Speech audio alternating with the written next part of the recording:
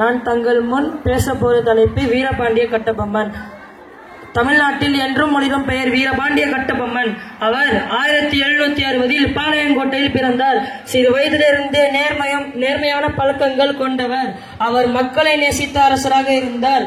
அந்த காலத்தில் ஆங்கிலேயர்கள் இந்தியாவை அடிமைப்படுத்த முயன்றனர். அவர்கள் அநியாயமாக அதிக வரி வசூலித்தனர். கட்டபொம்மன் அதை ஏற்க மறுத்தார்.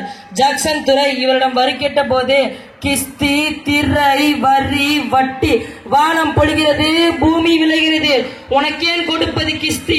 எங்களோடு வயலுக்கு வந்தாயா, ஏற்றம் அரைத்தாயா, நீர் பாய்ச்சி நெடுவயல் நிறைய கண்டாயா, நாட்டு நட்டாயா, களை பறித்தாயா, கலைஞால் உள்ளவனுக்கு கஞ்சி கலையம் சுமந்தாயா, அல்லது அங்கு கொஞ்சி விளையாடும் என் குலப்பெண்களுக்கு மஞ்சள் அரைத்து பணிபுரிந்தாயா, அல்லது நீ மாமனா மச்சானா மானம் கெட்டவன் என வீர முழக்கமிட்டார். நான் என் மக்களிடமிருந்து அநியாயமாக வரி எடுக்க மாட்டேன் என்று உறுதியுடன் கூறினார். அதனால் அவர் ஆங்கிலேயர்களுடன் மோதினார். மனோன்மணியின் போரில் வீரமாக எதிர்த்து நின்றார். அச்சமின்றி போராடிய ஒரு துணிவு எல்லோரையும் கவர்ந்தது. ஆங்கிலேயர்களால் இவரை நேரடியாக வீழ்த்த முடியவில்லை. தந்திரமாக திட்டமிட்டு இவரை கைது செய்தனர். நீதிமன்றத்திலும் அவர் தன்னம்பிக்கையுடன் பேசினார். நான் அநியாயத்திற்கு தலை வணங்க மாட்டேன் என்று கூறினார். அதனால் ஆங்கிலேயர்கள் இவருக்கு மரண தண்டனை விதித்தனர்.